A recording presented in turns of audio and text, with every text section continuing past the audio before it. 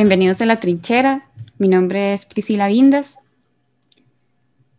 Hoy contamos con la presencia de Sofía Guillén y de Antonio Ortega en nuestro primer programa. La Trinchera es un espacio de reflexión y debate donde esperamos podamos tener discusiones críticas y de actualidad. Sí, como lo decía Pri, bueno, mi nombre es Verónica Chinchilla. Yo también les estaré acompañando en este primer podcast de La Trinchera. Básicamente es hablar de la realidad en la que vivimos, menos censurados como en otros espacios que podríamos llegar a acceder. Y tenemos, claro, a dos invitados que conocen de la realidad costarricense y que conocen de la política, y una de ellas es Sofía Guillén, quien es economista y asesora y, bueno, consultora. Bienvenida, Sofía. Hola, hola, Vero, Pri y Antonio, y a quienes nos escuchan. Un placer realmente este espacio y esta iniciativa de la juventud. Maravilloso. Y bueno, y tenemos a Antonio Ortega, secretario general del Frente Amplio. Bienvenido, Antonio. Hola Vero, hola Pri, hola Sofi, muchas gracias y felicidades por el programa y un saludo a todas las personas que nos están viendo y escuchando. Como hablaba Priscila, vamos a tener un espacio primero de contextualización y les vamos a compartir un audio sobre los principales datos que tenemos de desempleo juvenil aquí en Costa Rica. Entonces, vamos a escucharlo.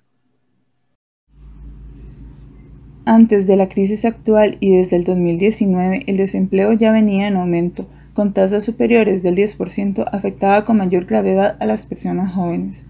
Esta situación agravó la pandemia, generando un crecimiento acelerado, llegando a un pico en el 2020 de casi 1 de cada 4 personas que no lograban encontrar un empleo. Se estima que al menos 995.000 personas, de las cuales 201.000 tienen edades entre los 15 y 24 años, 260.000 tienen edades entre los 25 y 35 años. Hacia el cierre del 2020, el desempleo afectaba a más de 487.000 personas y de ellas un 60% eran personas jóvenes. Es tan grave el impacto que mientras la tasa de desempleo de la población en general alcanza un 20%, para las personas jóvenes entre los 15 y 24 años alcanza un 43.5%. La situación empeora si además de ser joven se es mujer, porque la cifra aumenta, ya que más de la mitad de las mujeres entre los 15 y 24 años que quieran trabajar no encuentran un empleo. Pero tener un empleo no es solo tenerlo, sino contar con trabajos dignos y debidamente remunerados, que no menoscaben la libertad y la dignidad y que sea más que una simple mercancía. En Costa Rica, 48 de cada 100 personas entre los 15 y 24 años tienen un empleo informal y 78.000 de estas trabajan sin seguro social. 13 de cada 100 trabajan más de 40 horas a la semana y no perciben ingresos que superen ni el menor salario mínimo. Más de 201.000 personas con edades entre los 15 y 24 años sufrieron alguna afectación laboral, reducción de ingresos, pérdida de trabajo, entre otras, por causa de la pandemia. Y las personas entre los 25 y 35 años afectadas llega a más de 261.000 personas. El 41% de las personas con empleo tienen un empleo informal, siendo al cierre del 2020 más de 880.000 trabajadores. Además, se estima que 600.000 personas trabajan sin seguro social y que más de 106.000 tienen trabajos ocasionales. Bueno, pues la verdad agradecerle el apoyo a Jonathan Acuña por los datos y a Vero por locutar el espacio. Creo que acá tocaría como empezar a hablar del desempleo juvenil desde lo más básico, ¿verdad? Porque muchas veces la gente cree que con un empleo informal o que una jornada laboral de más de 40 horas es esfuerzo, ¿verdad? Cuando realmente estamos hablando de precarización laboral de las personas jóvenes, ¿verdad? Yo creo que acá todos tenemos algún amigo o amiga que está trabajando por servicios profesionales, ¿verdad? Que pasa como de chambita en chambita, por así decirlo, y que la pasa pulseando para ver cómo tiene algún ingreso, sin embargo no tiene seguro, no tiene vacaciones, no tiene aguinaldo, y pues un poco va por ahí, ¿verdad? De que inclusive muchas veces, o con lo que escuchamos de pequeños y pequeñas, de estudie para tener una mejor vida, en este momento ni tan siquiera eso nos garantiza, ¿verdad? Ese acceso, esa mejor vida que tanto nos prometieron, ¿verdad? Entonces es un poco como ir en esa línea, ¿verdad? De esa, no solamente de una garantía laboral, sino una garantía de trabajo digno. Claro. Pues, de hecho, esa es una tendencia en Latinoamérica, ¿verdad? La CEPAL y la OIT advirtieron conjuntamente que las personas de entre 15 a 24 años sufrieron más desempleo que casi el doble que el resto de los grupos poblacionales en América Latina durante la pandemia. Así que en realidad lo que nos está pasando a la gente joven no es jugando en Costa Rica y en el resto de la región, pero cada país ha tomado medidas diferentes y lo que sucede con nuestro país es que ha tomado medidas que pueden profundizar esta crisis. Pero además, como plantea PRI, no solo es el desempleo, ¿verdad? No solo es y el desastre que puede significar y el drama que a nivel personal implica estar desempleado o desempleada, sino también que los empleos que hay son de muy baja calidad. También la OIT y la CEPAL advirtieron que una enorme cantidad de personas jóvenes en Latinoamérica ni siquiera tienen contrato escrito, mucho menos cobertura de las leyes laborales o de la seguridad social. Y nos estamos acostumbrando un poco a eso, ¿verdad? Yo veo que es una práctica muy usual en las empresas privadas subcontratar por servicios profesionales a la gente joven para no tener que incorporarlos en planilla y asumir las responsabilidades sociales que eso implica. Eso se está volviendo normal y eso no lo podemos normalizar. No solo es un problema de falta de nuevos trabajos, sino que además los trabajos que hay son cada vez de peor calidad. Eso es todo un drama a mi criterio a nivel personal. Tenés inestabilidad, digo, la gente joven de repente no podemos ni pedir un préstamo ni planificar, yo qué sé, si alguien quiere tener hijos, planificar tener hijos se vuelve muy difícil o te da mucho miedo porque no tenés ningún contrato, ¿verdad? Estamos como en el aire, es la impresión que tengo yo. Sí, en Latinoamérica se cree que son 10 millones de personas las que están en este rango de edades sin empleo, es decir, 2 veces la población de Costa Rica. Es como tener 2 veces Costa Rica sin que la gente logre acceder a un empleo y a las condiciones mínimas. Yo he pensado, y yo también, y durante la pandemia hemos buscado empleo, y hay condiciones o características específicas que tienen que tener ciertos trabajos, y es la calificación o esas herramientas a nivel digital. Y es que con la pandemia se vino a profundizar más esta brecha digital que ya veníamos arrastrando, pero fue de golpe con la pandemia. Entonces tenemos regiones muy aisladas de la conexión de internet, donde las herramientas, digamos, de comercio en línea o de marketing, que es mucho de lo que las empresas ahorita también están contratando, no llega a lograr captar mucha fuerza laboral que está fuera de la gran área metropolitana, y que dentro de la misma gran área metropolitana también hay grandes desigualdades en el acceso a la educación principalmente. Estaba leyendo que nosotros aquí en Costa Rica, nosotros tenemos aproximadamente más del 48% de las personas que tienen algún rezago a nivel de educación secundaria, y ya ahí se pueden ver o empezar a ver las deficiencias que vamos a tener de poder tener a esa mano o esa población sin empleo acceder a los puestos de trabajo, y que también vienen arrastrando deficiencias desde el nivel más primario de la educación costarricense. Sí, yo quería recalcar como con lo que terminó Sofi del porvenir, es decir, del futuro o del no futuro que representa, o la incertidumbre que representa el no tener una claridad con respecto al trabajo. Ahora, a propósito del 1 de mayo, reflexionábamos que la clase trabajadora en Costa Rica ha sido garante de desarrollo, ha sido garante de crecimiento económico, ha sido garante de paz social. Es decir, el tener trabajadores con garantías sociales, con estabilidad laboral, tener trabajadores con acceso a la salud, con posibilidades de que su familia tenga acceso a servicios, eso te construye evidentemente una mejor sociedad en la que planificas. ahora nosotras y nosotros y nosotres, no, en nuestro horizonte no se ve eso.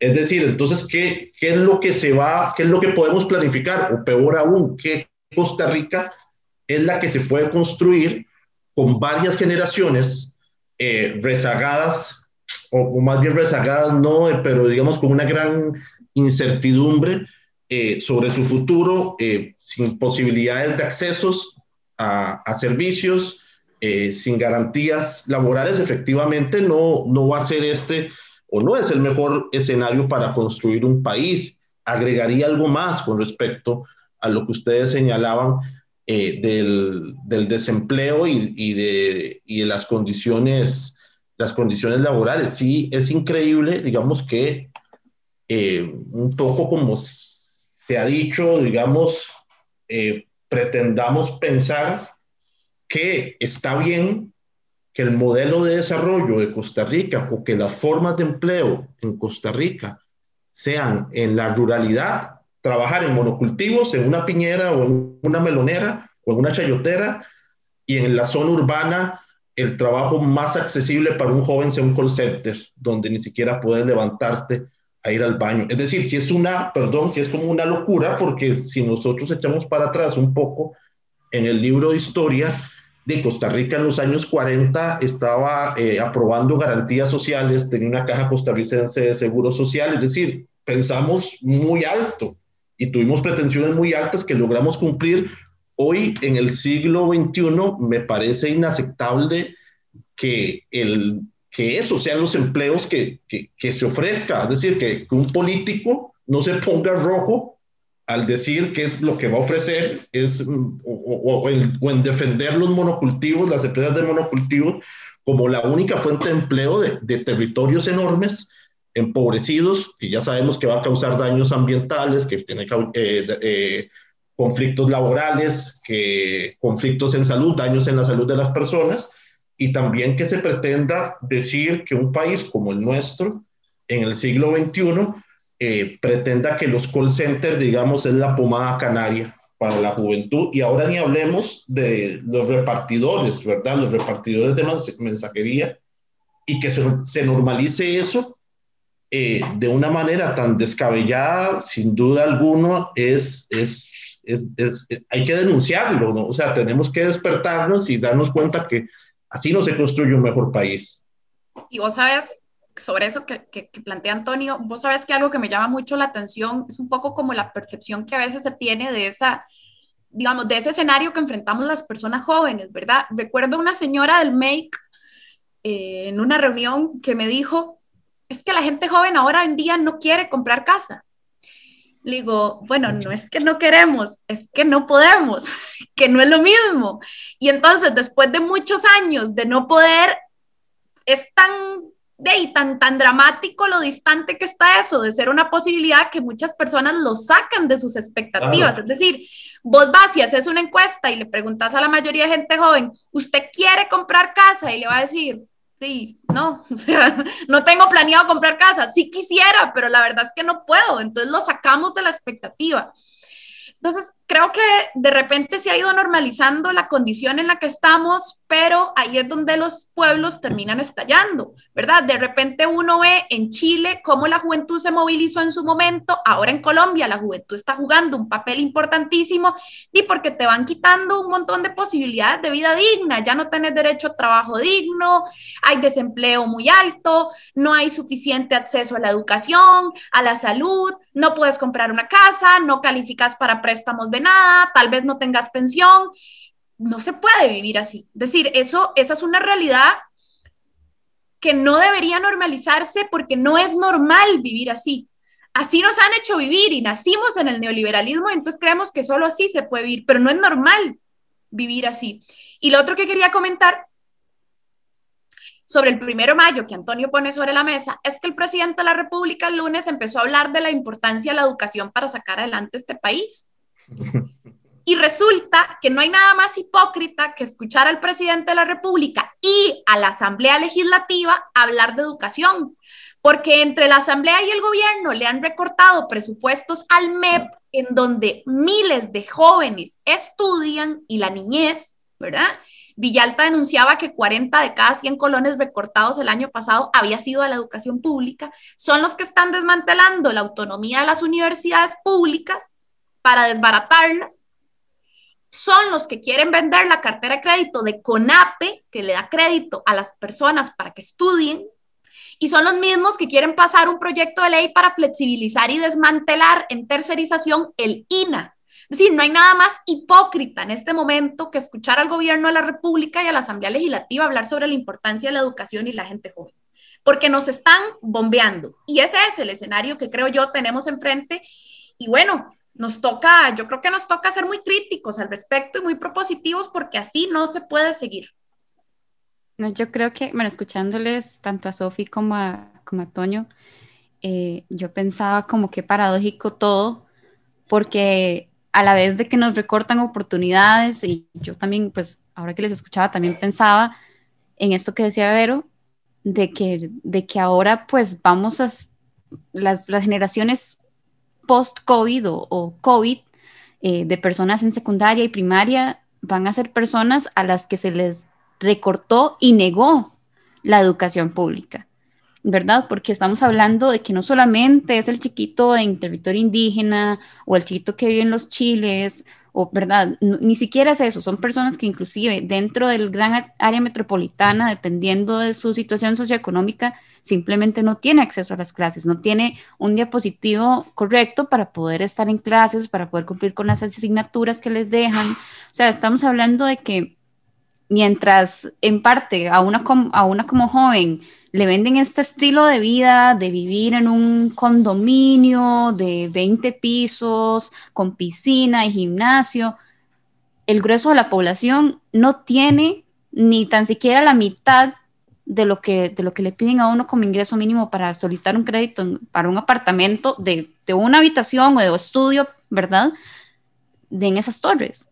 Entonces estamos aspirando a un estilo de vida que no es realista con las herramientas de movilidad social que tiene este país, ¿verdad? Y eso lo pensaba mucho ahora que lo decía Toño, no es algo que tengamos. ¿Y cuáles son las consecuencias psicológicas de eso, Pri? Claro. ¿Cuál es la salud mental de la gente joven en un escenario así? Uh-huh. Claro, porque es que te están vendiendo algo que vos no podés alcanzar con las herramientas que tenés. Nada más no es algo tan siquiera palpable. Y lo que hablábamos, no es ni tan siquiera que nuestras generaciones no quieran tener una casa, es que no tenemos. O sea, básicamente, o sea, yo lo pienso como desde mi realidad, ¿verdad? Yo soy de Naranjo, pero ahorita vivo en San José porque todos los trabajos están aquí en el gran área metropolitana. Si yo comprase una casa, eso me condena básicamente a 2 horas ida y vuelta, o sea, 4 horas en total al día, la mitad de mi jornada laboral en un bus o en un carro, empresa, ¿verdad? Entonces, esa es la única manera en la que yo quizás, tal vez, pueda tener una casa, ¿verdad? Entonces, terrible. Y también necesito un carro, ¿verdad? Porque si no tengo que depender del bus, y si el lugar donde llega el bus y el lugar donde está la casa no llegan, no, me jodí. Sí. Ni no, o sea, es que estamos hablando de que simplemente ya las condiciones mínimas de dignidad no son tan siquiera algo que nuestra generación aspira como un piso. Es básicamente un techo al que muy poquitos llegan. Ahí es donde se cae el mito del que no tiene es porque no quiere, ¿no? O sea, mucha gente quiere trabajar y mucha gente quiere acceder a unas condiciones de vida digna. Es que tampoco estamos hablando de ese condominio, es de poder acceder a tener mi comida mes a mes o cada quincena, de poder pagar mi apartamento, porque como lo decía Pri, en las zonas rurales me toca desplazar hacia el gran área metropolitana en muchos casos a trabajar y tengo que también costear el costo de un apartamento. Ese es el gran también de los dilemas que enfrentamos. a la sociedad costarricense o a la juventud costarricense se nos ha cortado las ganas de soñar.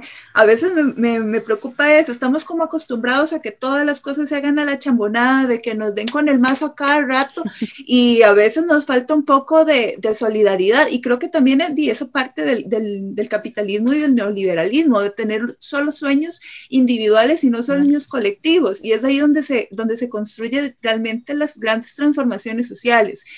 No sé si, creo que Sofi quería decir algo. Que acabas de lanzar una pregunta que es una bomba, ¿no? Hemos renunciado a soñar las personas jóvenes. Es una pregunta trascendental para el presente y el futuro del país, porque si no somos nosotros el motor, pues nadie. La cosa es que yo creo que vivimos, vamos a ver, yo nací en 1992, ¿verdad? Es decir, nací en el Estado neoliberal, ¿ok? Nací con los programas de ajuste estructural, nací con la idea de que el Estado no sirve, nací con recortes todos los años a cultura, a deporte, a educación. Esa es la Costa Rica que yo conozco, ¿verdad? Lo que sucede es que esa Costa Rica ha tenido momentos, digamos, más peores que otros, ¿verdad? Los momentos menos malos de los peores. Y ahora estamos en uno de los peores. Pero la Costa Rica que yo conozco y que posiblemente mi generación conoce es esa. Es la del neoliberalismo. Entonces se nos ha educado. Yo en mi casa pues no recibí esa educación neoliberal, pero en la educación pública, en la televisión, en las noticias, en lo que se nos ha inculcado son ideas que ya ni siquiera, digamos, no están cuestionadas, las tomamos como naturales. Lo público no sirve. Esa es una verdad incuestionable para la mayor parte de la gente de nuestra edad. Claro, y no podemos culparla. Es que nacimos en la era desde el desmantelamiento de lo público. Y sí, es cierto, a la caja cada vez la han ido empeorando más y entonces cada vez es más difícil lograr una cita, es la verdad. No es que no sirve, es que la han despedazado. Y hemos vivido la época en la que la han ido despedazando poco a poco. Pero ves que hay como una cosa de la época en la que nacimos. Yo creo que no es que hemos renunciado a soñar, es que a lo mejor durante mucho tiempo gozamos de victorias pasadas. La caja es una victoria que no conseguimos nosotros, es una victoria de generaciones anteriores. El ICE es una victoria de generaciones anteriores, la U es una victoria de generaciones anteriores, cada vez más desbaratadas, pero son victorias de generaciones anteriores y de eso recibimos un poquito, pero cada vez menos. Y ahí creo que es en donde la gente joven de repente nos vamos como ahuevando, como que tal vez un sinsabor, decir, uy, qué pereza, nada sirve, no se puede hacer nada. Lo que sucede es que por ahí han pasado muchos pueblos en Latinoamérica y al final, tarde o temprano, encuentran la salida, porque lo que sucede es que o cambias esa forma de vida o tenés una vida miserable. Y los seres humanos no nacimos para vivir miserablemente. Entonces, yo creo que las personas jóvenes cada vez chocamos más con la realidad. Y mucho ojo si no somos quienes en algún punto estemos dispuestos a decir borrón y cuenta nueva, ya es suficiente hasta acá. Yo creo que la gente joven somos los que tenemos el potencial de transformar esta realidad porque no nos queda de otra. Digo, es que o la transformamos o no tenemos pensión. Y yo que ahora que veo que mi papá es un adulto mayor de casi 70 años, yo digo, ¿ustedes imaginan que yo llegué a esa edad con las enfermedades que normalmente llegan las personas a esa edad y no tenga dónde ni un centavo para poder atenderme? O una casa. Bueno, mi padre es dueño de su casa, mi mamá tienen una casa. Yo voy a llegar a esa edad sin casa, sin estabilidad de nada. ¿En dónde voy a vivir cuando ya mi cuerpo no sirva para producir? Como el capitalismo exige. ¿Qué pasa cuando ya yo no sea útil para el modo de producción? Y ojo, que las personas adultas mayores todavía pueden aportarle mucho al aparato económico. Lo que pasa es que el modo de producción capitalista los desecha. ¿Qué pasa cuando llegue yo a ese momento de mi vida? O sea, o transformamos el asunto o viviremos vidas miserables. Yo creo, Vero, que no es que hemos renunciado a soñar y espero que no. Creo que estamos aletargados y dormidos porque mucho tiempo gozamos de algunos rezagos de victorias pasadas, pero esas victorias cada vez son menos. Y la gente joven que nació en clase media y ahora ve que está a punto de ir a dar a la pobreza, no está muy contenta. No Sí. estar muy contenta. Yo creo que a propósito del tema de la esperanza y de la juventud, creo que efectivamente el sentido común neoliberal, que ahora Sofía lo enumeró muy bien, que es el sentido común de que lo privado es mejor que lo público, que lo individual es mejor que lo colectivo, está impregnado, nos lo han dado de comer, nos lo hemos bebido, lo hemos reproducido inclusive, y obviamente también nos ha tocado jugar dentro de eso, es decir, por algo es un sentido común. Sí, ha sido golpeado, creo que en la pandemia particularmente ha generado condiciones, no solo ha generado condiciones, sino que ha demostrado lo contrario. ¿Qué es lo contrario? Que lo colectivo es mejor que lo individual, que lo público por allá tal vez salva más vidas que lo privado de manera universal, porque tiene un interés universal. Y ojo que no estoy haciendo una apología contra lo privado, pero estamos hablando de cosas fundamentales. ¿Qué más nos ha dejado la pandemia como aprendizaje? Yo creería que la juventud, no solo la juventud, pero estamos hablando de la juventud, que hay cosas que no se pueden privatizar, que hay cosas que no pueden quedar a la libertad del mercado, y que si quedan a la libertad del mercado puede causar enfermedad, puede causar muerte, puede causar desfinanciamiento, puede causar histeria.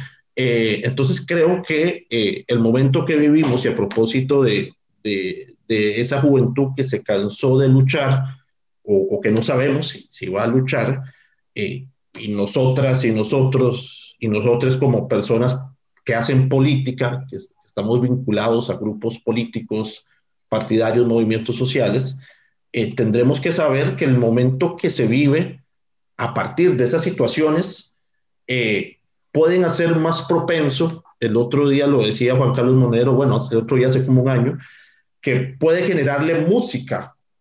O sea que ahora el discurso solidario puede ser un discurso que puede entrar más fácil a los oídos de muchas personas contra ese sentido común neoliberal. Es decir, que el viejo y actual deseo de la solidaridad y de la igualdad y en contra de la injusticia, que es tan viejo como la propia humanidad y está y goza de tan buena salud, al punto, porque estamos hablando de eso, es un discurso que puede ser proclive y que puede atravesar un buen momento a propósito de las enseñanzas que nos deja esta pandemia, enseñanzas que han sido patadas, ¿verdad? Enseñanzas que han sido con sangre, que han sido con muertes. Quiero señalar otra cosa más. Me parece que a propósito de eso que se decía de que, bueno, aquí Priscila de Naranjo, Vero de Pérez de León y yo de Paraíso, Sofi sí es de Chepe, pero sé que conoce la realidad de las personas, digamos, que vivimos en la periferia o fuera de la gran área metropolitana, efectivamente. ¿Cómo es posible que la opción para las regiones, para la gente joven en las regiones, sea, digamos, esas 2 horas de ida o esas 2 horas de vuelta que decía PRI, sea trabajar, digamos, con empleos, no necesariamente para lo que vos estudiaste, si lo lograste encontrar, la mano de obra barata, el monocultivo, el narcotráfico, ahora vamos a hablar de eso también. Es decir, ¿cuál es el modelo de desarrollo que nuestros grandes gobernantes, próceres, presidentes, que hay que brindarles un aplauso cuando se les ve, no sé por qué, o sea, que todavía hay gente que pretende que habría que agradecerles algo, han sido incapaces de dar un desarrollo para que nuestros cantones y nuestras comunidades no sean objeto de ser cantones cantones dormitorio. Y diría algo más, los lugares que han logrado salir adelante por N o X servicio o servicio turístico, efectivamente es a partir de, digámoslo, esfuerzos comunales y esfuerzos colectivos que no han sido dirigidos, que no han sido ordenados institucionalmente y mucho menos han sido apoyados económicamente.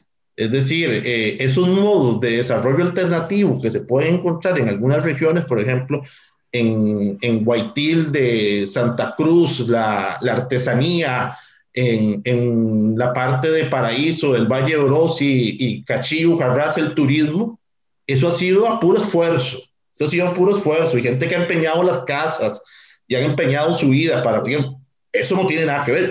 Y ahí también radica el desempleo de la juventud, el que tengamos que venir aquí, el traslado forzoso de personas del campo al urbano, muchas veces a vivir confinados, y bueno, eso tiene responsables, eso tiene responsables que son los últimos gobiernos, las últimas administraciones que, vamos a decirlos, han privilegiado otras cosas, algunas cosas ilegales por sobre el bienestar de un país.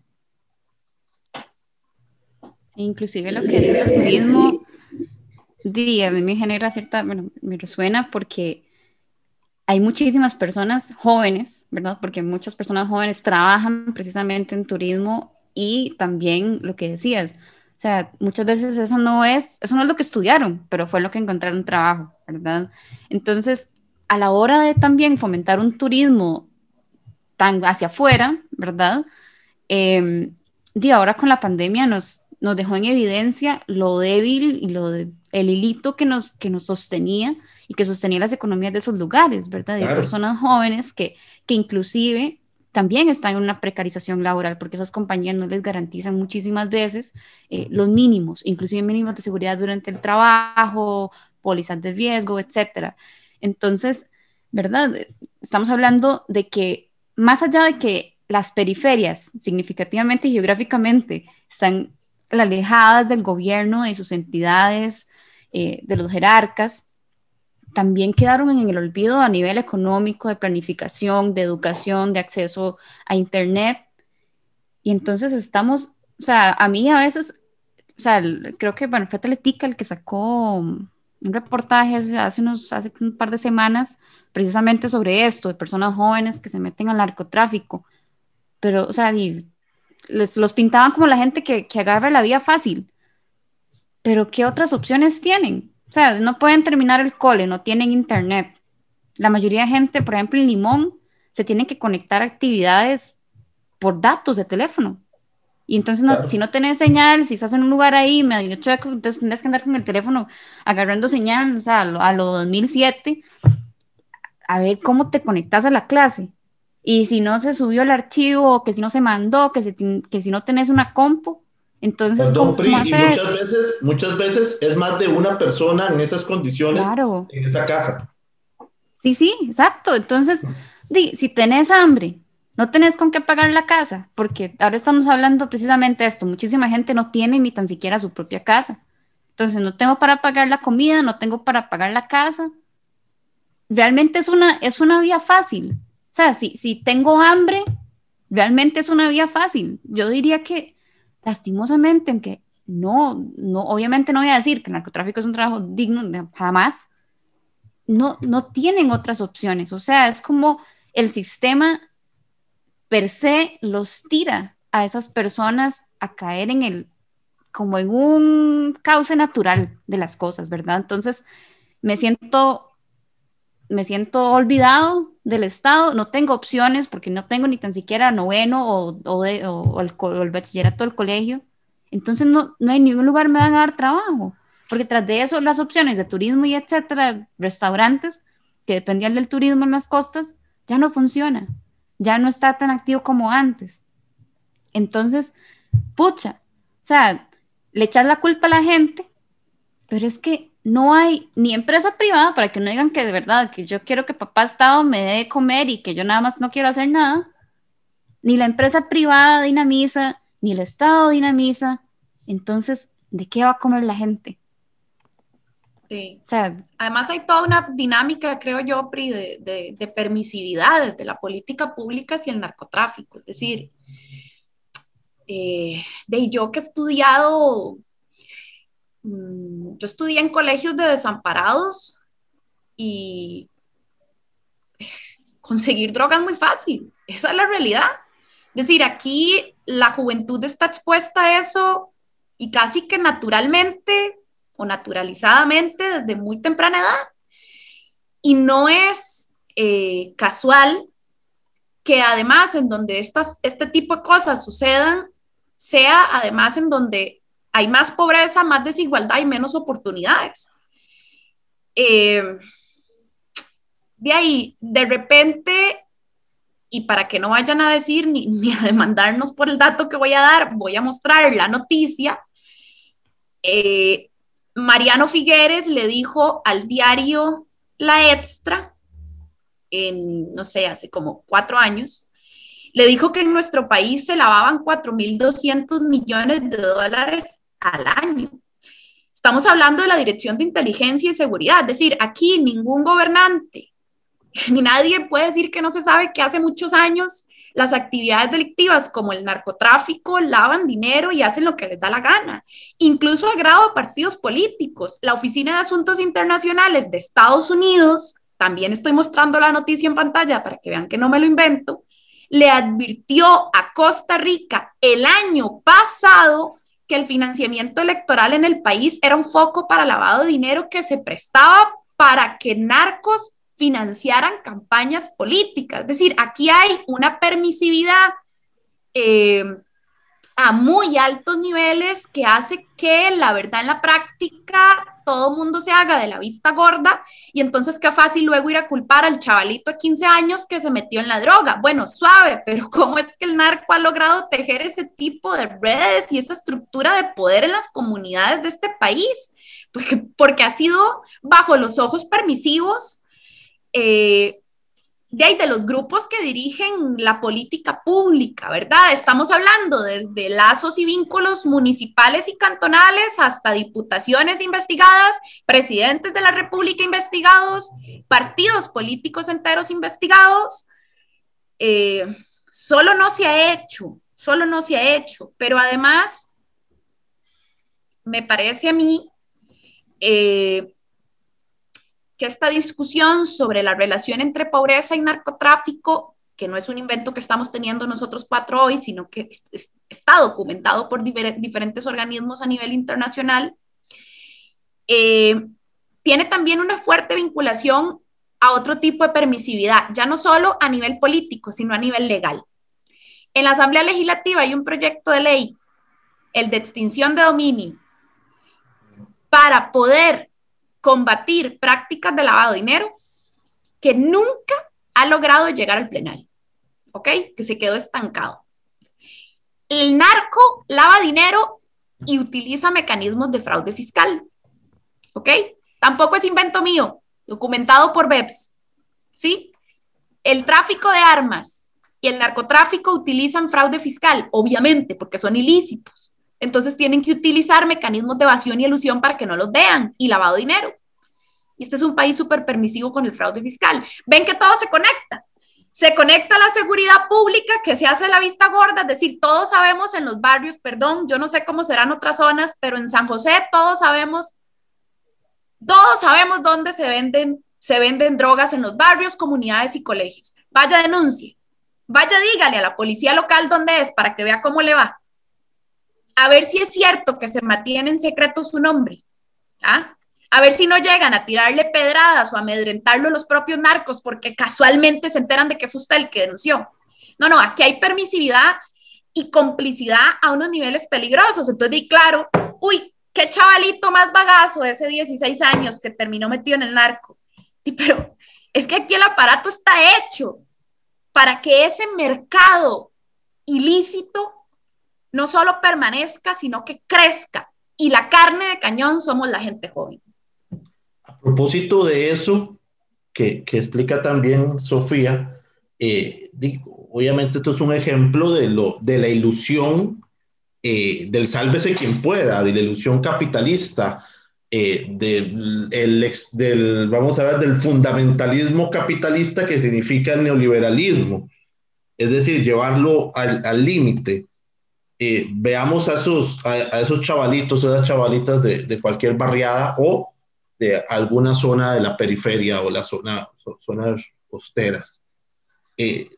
Es el sistema el que le dice que tiene que tener unas buenas tenis, es el mismo que le dice que tiene que tener un buen carro, es el mismo que le dice que tiene que tener el mismo celular. Le dice más o menos que no cómo, sino que los debe de tener. Además, digamos, sin ningún filtro, vamos a ver, se mitifica las historias de grandes delincuentes, de grandes narcotraficantes contemporáneos, y te dicen, o la sociedad le aplaude a eso, te aplaude que tengas celular, que tengas esto, que tengas lo otro, que puedas, pero a la hora de la hora, al que le tumban la puerta, al que le tumban el portón, es a ese joven, a la mamá, a la gente que está ahí adentro, y la misma sociedad o el mismo sistema que le aplaudía a esa persona que tenía que superarse por medio de su capacidad de acceso a objetos, a recursos, es la misma sociedad que señala y le dice, mira qué vagabundo, mira qué barbaridad. Eso sí, digamos, a los tagarotes, a los de cuello blanco, que seguramente están viendo esa noticia, si es que tan siquiera la están viendo, en un lugar muy alto del país, literalmente hablando, es decir, en alguna montaña muy, muy arriba de este país, a ellos no los tocan, y ahora sí, no solo se coronan, no solo logran infiltrarse en la mayoría de partidos políticos, como lo dicen los estudios, las noticias que presentó Sofi, sino que ya desde hace 30 años, más de 30 años, una comisión legislativa liderada por ese entonces diputado José Miguel Corrales recomendó la legalización de las drogas en Costa Rica justamente por eso, porque ya se estaba infiltrando, ya llevaba infiltrado, pero dieron las suficientemente pruebas y decían, uno de los dictámenes era que la manera de parar esto era la legalización. Imagínense lo que y no estamos hablando de políticos progresistas ni liberales, eran algunos señores honorables conservadores que de un pronto a otro en esta Costa Rica dijeron que había que legalizar las drogas porque se estaban infiltrando a los partidos políticos. José Miguel Corrales lo dijo ahora a finales del año pasado, cuando pasó lo de los movimientos de rescate nacional. Aprovechó para, y no vamos a hablar de eso, pero aprovechó para mencionar que él había denunciado eso.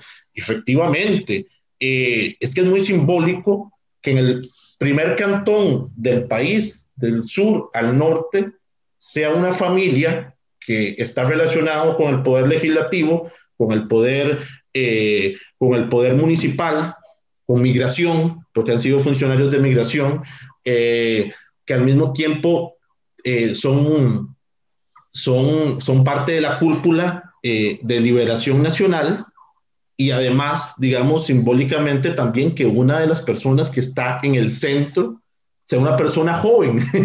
Es una persona joven, que es el diputado Viales, secretario general de Liberación, que está en el centro. Es decir, a propósito de que creamos de que no existen las estructuras o más bien la maquinaria para que exista un relevo generacional, y también, y con esto termino, una especialización del modo delictivo, porque obviamente se han especializado. No es lo mismo que pudo haber denunciado José Miguel Corrales hace 30 años a la manera en la que se está haciendo ahora, que por medio de partidos políticos y miles de formas más. Entonces, efectivamente, la carne de cañón, como ya se señaló aquí, es ese chavalito, esa chavalita que efectivamente ha sido expulsado del sistema educativo, del sistema laboral, del sistema social, porque no tiene plata para acceder a los espacios que quisiera acceder y ser,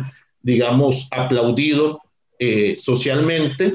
Y el problema es que no estamos hablando de un caso no sé cuántos son, pero todos conocemos y tenemos grabados en nuestras retinas, los que estuvimos en colegios públicos o en fin, cientos de casos de personas que están ahí, que quedaron ahí o que no lograron contar el cuento porque ya no están, porque los mataron. Ya que entramos en el tema del narcotráfico, vamos a escuchar un audio de Ernesto Cortés, quien es director ejecutivo de la Asociación Costarricense para los Estudios de Intervención en Drogas. Pero antes quería rescatar un tema, y es de que los gobiernos, no hablemos del Estado, porque el Estado al final de cuentas son las instituciones, pero quienes realmente gobiernan son los que tienen la papa en la mano, como se podría decir, y es que los gobiernos también son permisivos, uno del sector privado del empleo, es decir, escuchamos constantemente la retórica del empleo público y qué pasa en el empleo privado, todos esos patrones que no pagan salarios mínimos, que no pagan las garantías sociales. Hay un montón de otros aspectos del sector privado que no se regulan, que también van a ser potenciadores para que vayan al narcotráfico esa fuerza de empleo o esa fuerza laboral, porque el narcotráfico tiene sus réditos económicos, y creo que en los audios de Ernesto lo vamos a escuchar. Adelante, vamos a escucharlos. Si hablamos de personas jóvenes y tráfico de drogas, hay que entender que las razones por las que una persona decida involucrarse en un mercado ilícito de drogas son muy variadas. Sin duda, la ausencia de opciones laborales, el desempleo va a empujar que una persona decida cometer un acto ilícito para conseguir el dinero que necesita. Y el mercado ilícito de sustancias genera mucho dinero, ¿no? El plusvalor que tiene en la producción y venta de drogas debido a su misma ilegalidad, debido a las mismas acciones que genera el Estado para su combate o su control, producen un rédito muy alto. Además de que el trabajo es relativamente sencillo, se necesitan pocas horas para generar un dinero considerable, que en un trabajo formal sería más difícil. Otra de las razones que también se asocian a esta ilegalidad, ¿verdad?, y a esta prohibición, es el mito del narcotraficante, ¿no? El mito de esta persona con dinero, con poder, que no le teme a la ley, ¿verdad?, que genera violencia a su gusto y placer, que para muchas personas jóvenes, principalmente jóvenes hombres, va a ser bien visto, o por lo menos deseable. Y una tercera razón podríamos pensar que son personas que ya tienen un consumo, principalmente que tienen un consumo problemático, que se les cuesta dejar de consumir, digámoslo así, y que gracias a la posibilidad de acceder más fácilmente a la sustancia, se involucran en mercados ilícitos. De hecho, muchas de las personas jóvenes que se involucran en el tráfico de drogas suelen ser usuarios de sustancias. Y esto es algo relevante porque el uso de sustancias también les puede haber llevado a situaciones de estigma, de discriminación, de maltrato, de criminalización previas, que ya de por sí les estaba alejando de los mercados laborales, formales. Y si a esto le sumamos que si tienen un consumo, digamos, más asiduo, más habitual, tienen un mejor conocimiento del mercado ilícito y de contacto con personas vendedoras o productoras y con personas usuarias. En cualquiera de los casos es importante entender que estas personas que se involucran en el mercado ilícito corren un alto riesgo, por un lado, de violencia por parte de del mismo mercado ilícito de drogas, más aún si forma parte de una organización criminal, ¿no?, de una pandilla o algo así, y por el otro lado de la criminalización por parte del Estado, que en este caso es relevante. De hecho, la mayor parte de los hombres que están encarcelados por delitos relacionados con drogas en Costa Rica son menores de 30 años. Si a esto le sumamos que la pena mínima por delitos de narcotráfico en Costa Rica son 8 años, vemos como una gran cantidad de estos hombres jóvenes, principalmente si son mayores de edad, la ley penal juvenil pues da penas distintas a personas menores de edad, permanecen gran cantidad de años en la cárcel por delitos de bajo nivel, delitos no violentos, y estos les perjudican aún más, ¿verdad?, las posibilidades de conseguir un trabajo formal luego de haber estado encarcelado. Bueno, ahora escuchábamos el audio de Ernesto, y yo creo que ahí pues hay muchísimo de lo que veníamos hablando, no solo entre nosotros cuatro, pero también algunos datos que yo creo que nos resuenan muchísimo y van como en una misma línea, lo que también ya habíamos mencionado, ¿verdad? De que hay todo un engranaje del sistema que básicamente nada más les deja como una única salida a estas personas. O sea, básicamente el sistema funciona para que esta gente simplemente pues siga sirviendo a esos intereses y no haya mayor interés desde los aparatos estatales para buscar cómo evitar que esas personas caigan en estas dinámicas. Aunque yo creo que sí hay como algunas ahí, pero son como una curita. Y sí, como la gente se está desangrando, sí, los parchecitos del MOP ahí en las calles del barrio. En las partes menos peligrosas, sí. Porque hay barrios bravos a los que la policía no entra, pero para andar bofeteando gente joven en las manifestaciones, todo bien, ¿verdad? Pero no es ese el coraje que muestran en los barrios más bravos. Y sí, yo ahora creo que lo de la policía. Sí. No, creo que decir lo de la policía me da mucha risa que como decís, para andar golpeando gente y para andar decomisando capullillos de marihuana que los postean ahí en las redes, o brownies, gomitas, para eso sí hay policía. Y suben las fotos. Sí. Ese es el punto, que lo suben como la gran hazaña, la foto de las galletitas. Y decomisamos 11,000 colones. Hay un tweet que dice eso. Sí. Además, yo creo que Ernesto plantea o pone sobre la mesa un asunto más, que es la estigmatización, ¿verdad? Porque como que esto tiene varias aristas. Claro, está la persona que se involucra dentro de la red narcotraficante como vendedor, distribuidor, lo que sea. Pero también está la parte de la persona consumidora. Y en la parte de la persona consumidora también hay una serie de problemáticas que la vuelven vulnerable, pero que además igual no se puede meter todo en el mismo saco porque de repente hay un revoltijo ahí de estigmatizaciones, ¿verdad? Yo qué sé, voy a poner un caso. El caso de la marihuana, que es legal y permitida en el Uruguay, es más bien un ejemplo de una planta sin efectos a largo plazo, digamos, que te maten, versus la cocaína, que es basura, básicamente, ¿verdad? Que es dispararte al cerebro, o la heroína, que es dispararte también. Es decir, hay diferentes niveles en estas drogas. Por supuesto, la cocaína mueve millones, ¿verdad? Es tremendamente violento ese mercado.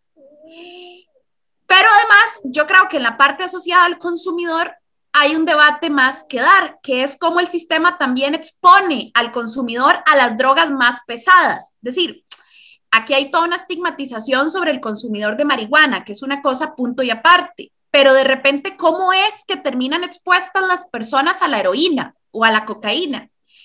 Yo aquí, paréntesis, vi hace poco un documental en Netflix que se llama El Farmacéutico, y si alguien que nos escucha quiere verlo, se los recomiendo, porque es un documental de la vida real en donde entrevistan a las personas involucradas en uno de los principales momentos de explosión de la heroína en los Estados Unidos. ¿Cómo inicia la heroína en los Estados Unidos?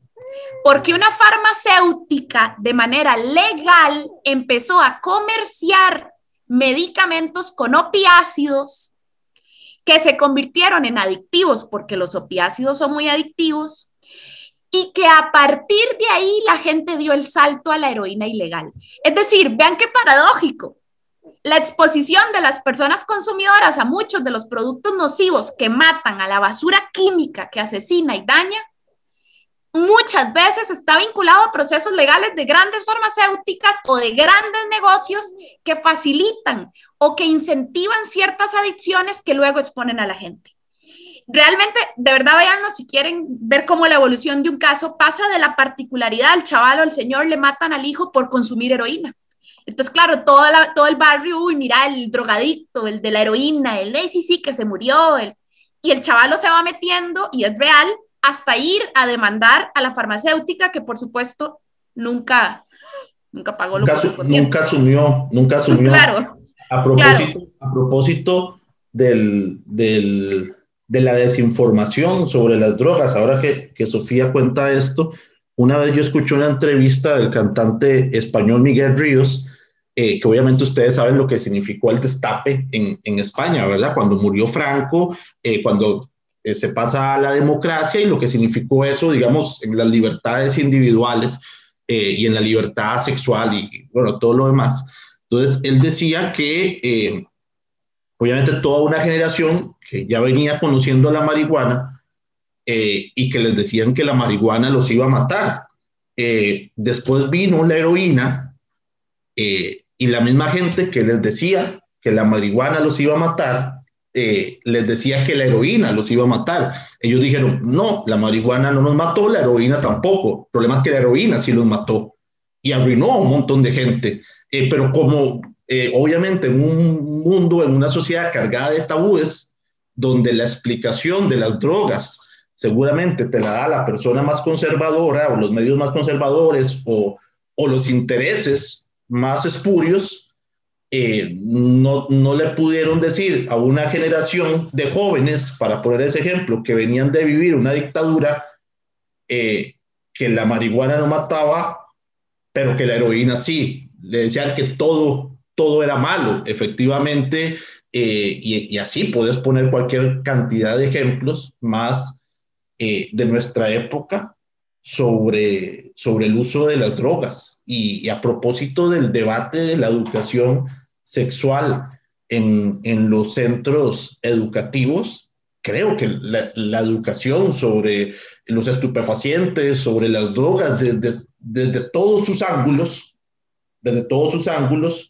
no diciendo que todas te van a matar, como les decían a estos otros, es necesaria y efectivamente esto lo digo con el mayor de los respetos y de consideraciones a las familias y a las personas que han sufrido los casos de adicción a drogas fuertes y que entiendo, bueno, en las comunidades, y que entiendo que a muchas de esas personas les asuste que se empiece a naturalizar el hablar de las drogas o que se hable digamos, de lograr una desmitificación, quitarles el tabú, legalización en algunos casos, y entiendo que puede haber un temor, y conozco gente que ha sido adicta y que vivió en las calles, o señoras que tienen hijos en adicciones muy fuertes que dicen, no, eso no puede,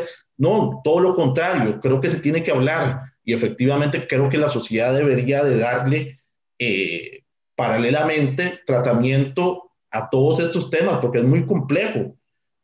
A propósito de eso, decía Ernesto, y a propósito de lo que estamos diciendo ahora, no es casualidad que sean los hombres, no es casualidad que sean los hombres los que están principalmente encarcelados.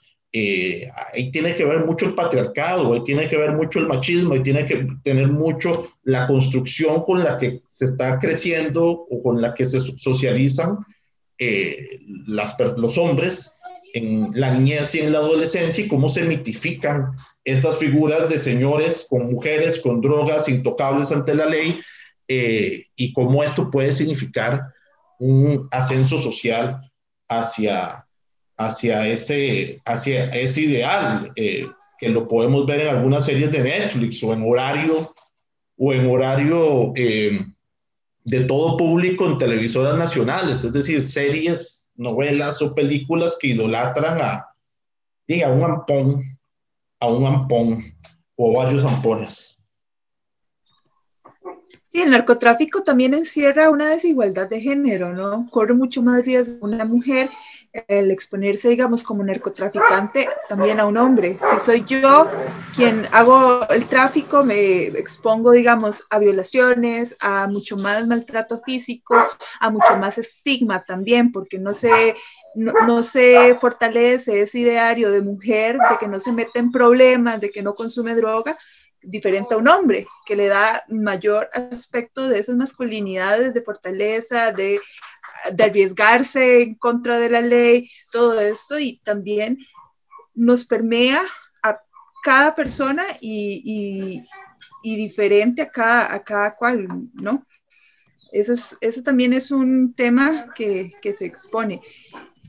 Toño hablaba de implementar en el sistema educativo el hablar de drogas, pero estamos hablando de un sistema educativo que tampoco está ni siquiera llegando a los mínimos de lo que deberíamos de tener dentro del sistema educativo. Entonces, creo que el problema que nos enfrentamos como sociedad es más grande. Empezamos hablando de desempleo y terminamos hablando de narcotráfico, de un problema de que porque ya es salud pública. Cuando se está hablando de adicciones, cuando se está hablando de imposibilidad de poder desarrollar mi vida por mis propias adicciones, ya es un tema de salud pública, y que ya ahí nos empieza a cuestionar qué debemos estar planteando, ¿no? ¿Cómo un gobierno puede incorporar en las agendas la generación de empleo, por ejemplo? Creo que ya ahí parte también de cuáles son las soluciones que nosotros como sociedad y como personas jóvenes tenemos el derecho a exigir. Claro, no, y yo, digamos, ahora que les escuchaba también, y agarrándome a lo que decía Sofi al principio, estamos viendo personas que inclusive se ven, o sea, les motiva el consumo de drogas, ¿verdad?, estupefacientes, porque tienen realidades muy difíciles. Entonces, y más que todo hombres, ¿verdad? Entonces, porque también, hablándolo un poquito con lo que decía Toño, ¿verdad? Son personas, o sea, los hombres socialmente se les empuja a no mostrar emociones, a no hablar de lo que sienten, a suprimir lo que están pasando. Y qué mejor manera de nada más no enfrentar mi problema que tener acceso a algo que simplemente me adormece un rato o me hace olvidarme de eso. Y después es todo un encadenamiento, ¿verdad? El estigma que va con ello. Si la gente en el barrio sabe que yo consumo algún tipo de droga, entonces ya genero cierto disgusto, cierto rechazo, no me van a dar trabajo, si no tengo las herramientas para accesar a la educación y poder salir o usar eso como una herramienta de movilidad social.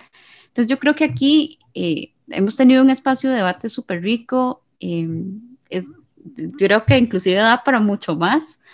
Pero a mí sí me gustaría como plantear una pequeña capsulita de propuestas, porque nosotros siempre nos dicen que nos quejamos mucho y que hablamos mucho, pero que no proponemos nada. Y yo creo que eso no es el caso.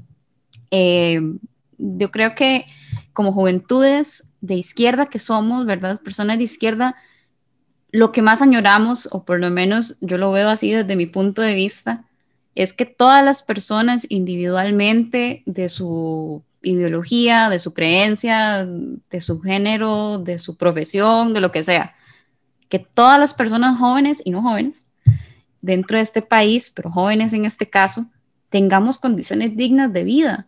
Entonces, ¿cómo hacemos para que estas personas que han caído en ese tipo de, ¿verdad?, de dinámicas puedan tal vez optar por otras opciones, ¿verdad? Entonces, hablamos ahorita de legalizar algunas drogas, ¿verdad? Entonces, de repente, que los impuestos que podamos, no solamente vamos a tener impuestos que tal vez podrían ir hacia centros de rehabilitación de personas que tienen un problema de adicción que interfiere con su día a día, pero también podríamos hablar de poder saber por ejemplo, cuánta marihuana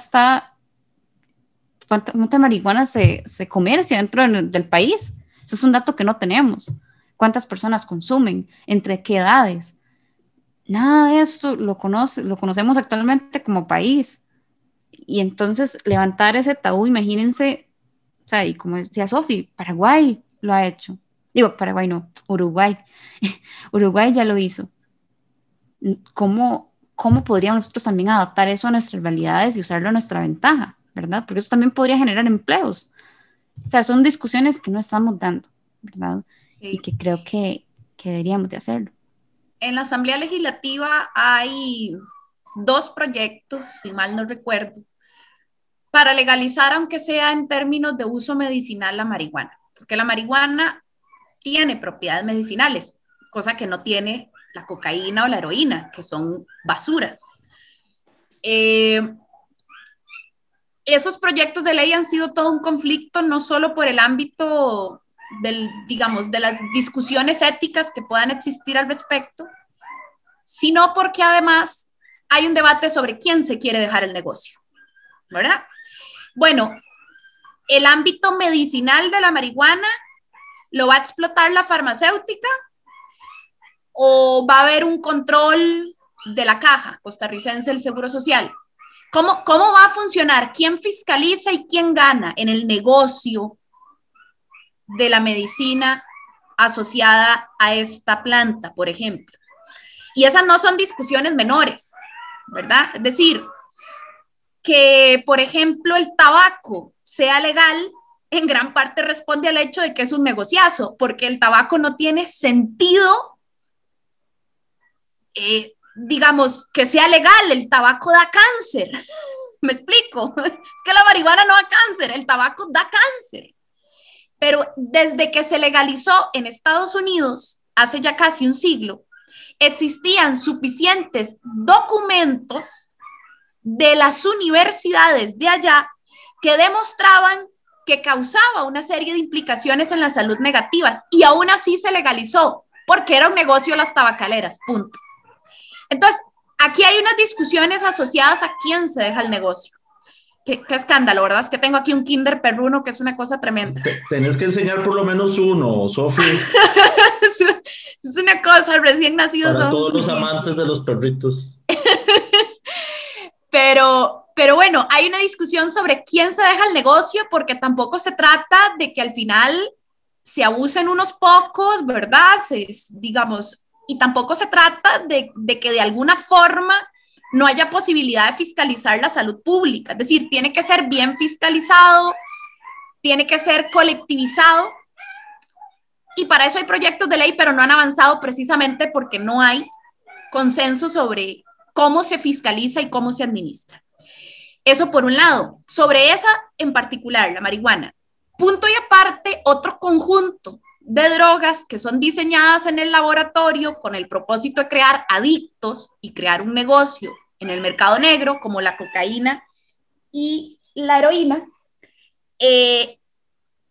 Esas otras, creo yo, es una realidad tremendamente compleja, pero la mejor vacuna o la mejor política pública tiene que ver con educación y tiene que ver con empleo. Es decir, si queremos ir vacunando, ahora que está de moda vacunar, a las comunidades más vulnerabilizadas contra el negocio de la droga, pues tenemos que darles oportunidades y salidas. Y no se trata de ir yo a inventárselas, no, es que en esas comunidades ya existen potenciales suficientes para salir adelante, pero están solas.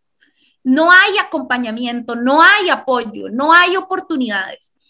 Y en esa dirección el partido ha presentado también iniciativas para reactivar la economía, que en este momento está desastrosa, pero que no es de ahora, sino que desde hace mucho rato el partido ha presentado propuestas. Iniciativas para hacer que el sistema de banca de desarrollo realmente funcione y llegue a la gente que es.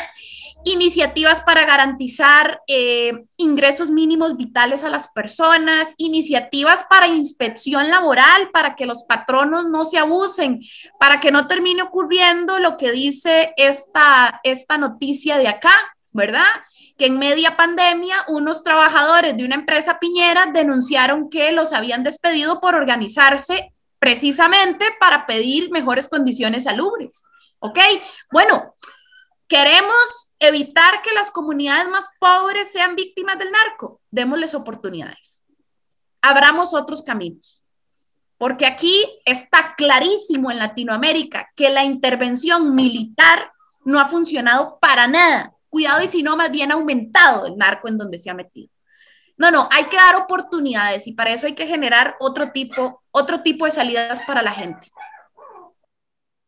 Sí, con respecto al tema de las propuestas, con el tema de las drogas, segundo lo propuesto aquí por Sofía puntualmente, y quisiera subrayar para no repetir esto que dice también Sofía, que en un momento pandémico como el que vivimos, sin duda la prioridad debe ser el que las personas que están mal o que están más o menos no estén peor, y que los que están más o menos bien no estén mal, es decir, rescatar a las personas.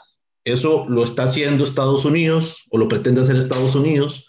La Unión Europea ha recomendado eso, el Banco Mundial ha recomendado eso, es decir, todos organismos o países que creo que nadie puede sospechar de que son comunistas o pretenden prenderle una velita a Hugo Chávez.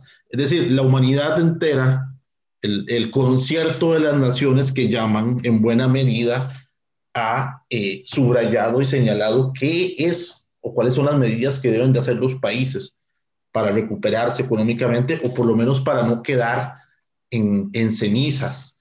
En primer lugar, fortalecer las instituciones, lograr ingresos mínimos para las personas que están mal, un impuesto a las grandes riquezas, por pequeño que sea.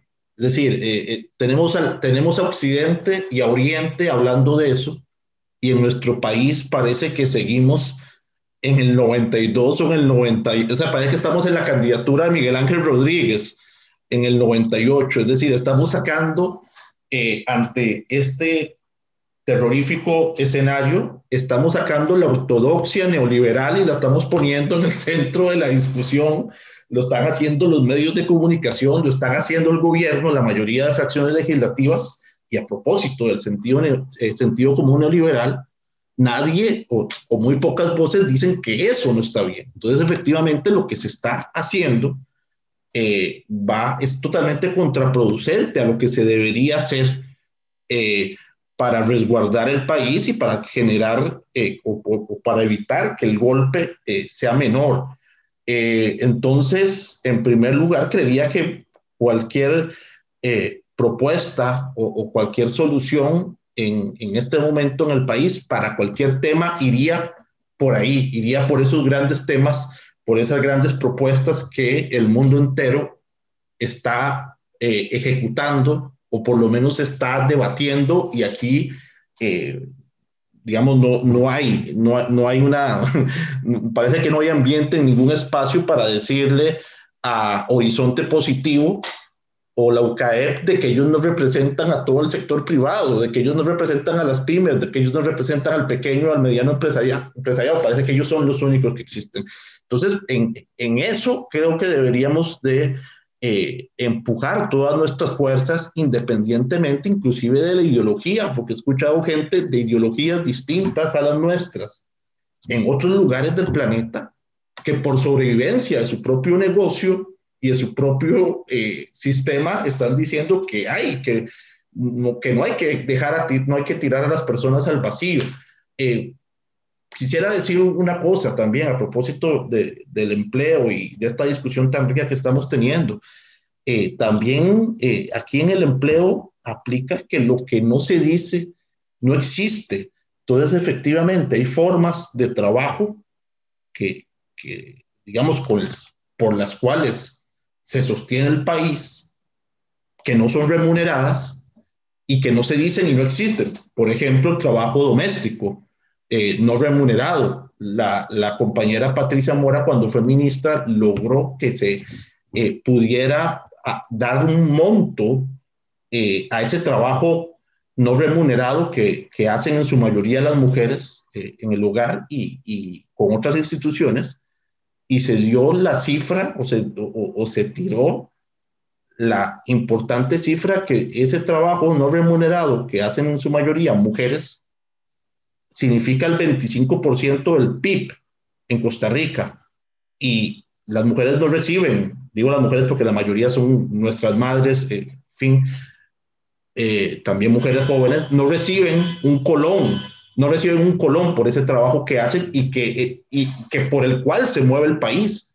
que es el trabajo de los cuidados también, por el cual se sostiene el país, se sostiene la economía. Entonces, efectivamente, y para terminar, como a propósito de la introducción que hice, además de sostener y de tener políticas públicas para que la gente no se vaya al despeñadero, creo que así como fuimos, vamos a decir esa palabra, así como fuimos creativos en la primera mitad y en la segunda mitad del siglo pasado, Costa Rica tiene todas las capacidades para ser, digamos, creativos con respecto a nuestra forma de trabajo, nuestra forma de desarrollo, con respecto a nuestra aspiración laboral que queremos dar o que queremos que las personas vivan y que no terminemos, o sea, que un país que ha tejido, digamos, una historia particular en muchos momentos para bien de la mayoría, no termine siendo los call centers, las empacadoras, los monocultivos o el trapicheo de droga la forma de desarrollo o el desarrollo principal que se le puede dar a tantas generaciones, porque no estamos hablando no solo de la nuestra, estamos hablando también de un desempleo brutal en las personas que tienen más de 40 años, que no son contratados porque son viejos, ¿verdad? Porque son viejos, entre comillas. Entonces, creo que ese es, y ahora sí termino, creería que una propuesta como la nuestra, un partido como el nuestro, una generación como nuestra y una progresía social, que es mucho más grande que el Frente Amplio, que convive, debería efectivamente poner la lupa a soñar, como se dijo aquí, a soñar con los pies en el suelo y a saber que no solo lo que nos dice Cadesco, la UCAEF, Garnier o el editorial de La Nación, o Miguel Ángel Rodríguez, que digamos, o los grandes presidentes neoliberales que ha tenido este país, es la única forma de desarrollo que existe en el país.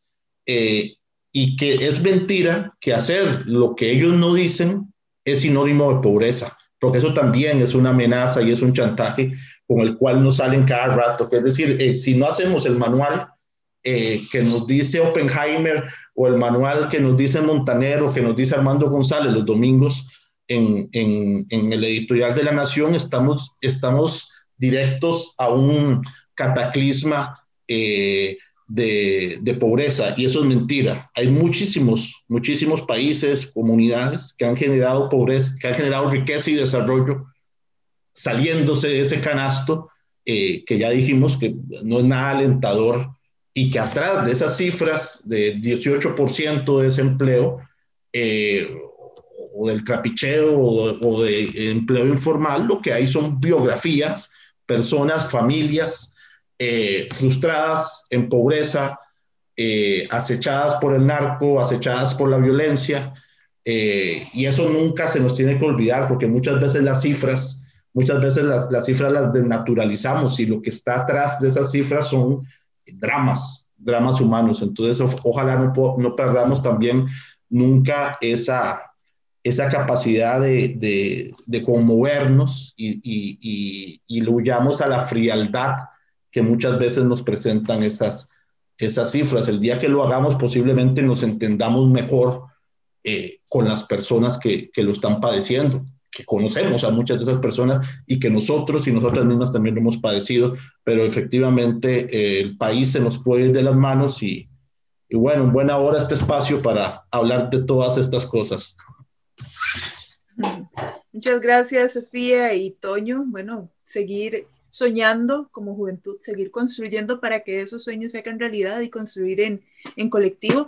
Hoy fue en La Trinchera hablar de desempleo, tocamos el tema del narcotráfico. En el futuro vendrán otros temas y espero que también la audiencia que tenemos nos vayan proponiendo nuevas discusiones, y bienvenida sea.